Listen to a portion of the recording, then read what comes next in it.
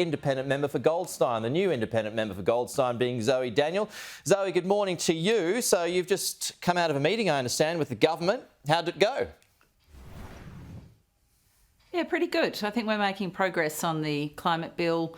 It's up to the minister really to say what the detail is, but there have been some changes as a result of conversations had between the government and the crossbench over the last couple of weeks, and they really are listening. I think it is a genuinely collaborative process to make that particular legislation better, and it will be obviously introduced this week, which I think is an exciting moment for the country to legislate our climate intentions out to firstly 2030 and then 2050. Right. Labor doesn't need your vote in the lower house, but you are and have been involved in negotiations. Are you at least drawing any concessions? Well, I don't know if I'd characterise it as concessions. I think it's a case of, well, how can we make this better? And that's what I mean when I say the conversations have been quite genuine.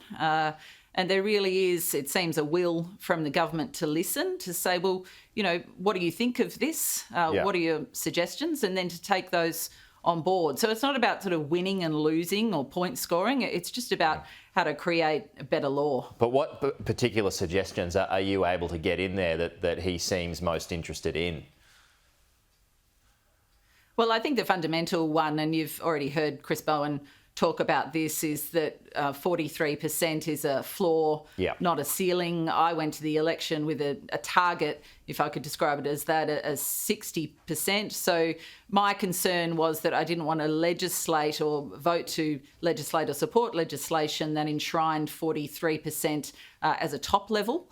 And the minister's absolutely listened on that, and you've heard in his own language, floor not ceiling. So I think that's pretty fundamental actually to the character of the bill that'll be tabled this week. Okay, I'm just on that point. I did want to ask you about that because you did want 60% reduction on 2005 levels, which is actually closer to the Greens than it is Labor. And you also wanted no new coal or gas developments. Are you going to disappoint your supporters by backing the legislation? Well, it's about halfway between the Greens and Labor. As you know, Greens' target is 75.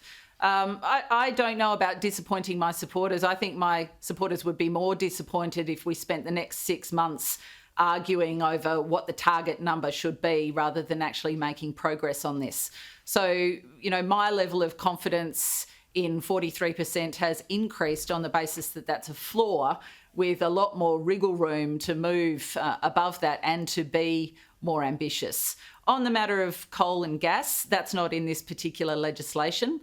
So that's something for further discussion. I know the Greens have been talking to the government about that, but there are also other ways that we can put checks and balances in on that, specifically potentially a climate trigger, which Tanya Plibersek, I know, is exploring under environmental legislation. So there's more than one way to skin a cat. This climate change bill is really about enshrining a floor, something to aim for, but also to allow more ambition out to 2050.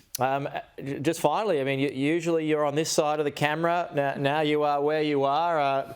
How are you feeling today? Really excited. I'm giving my first speech tonight. I'll be the first of the new crossbench to do that. It's a great privilege to have been put in this place by my community, and I absolutely plan to and look forward to representing them to the best of my ability. And one thing that I've learnt is that as a journalist, you think you know what's going on, but when you get on this side of it, there's a lot more going on behind the scenes than you realise. Well, what do you hope people take out of your speech then? I mean, without giving too much away. Look, I think the centrepiece of it is rebuilding trust between community and leadership. I think the fragmentation of trust has been a real problem, not only in Australia, but internationally in recent years. And I think that as a community independent with direct engagement with my community and bringing that voice to the Parliament, that is part of my core business. Okay, Zoe Daniel, well, best of luck and good luck for your speech tonight. That's the independent MP, the new independent MP for Goldstein, Zoe Daniel. Thank you.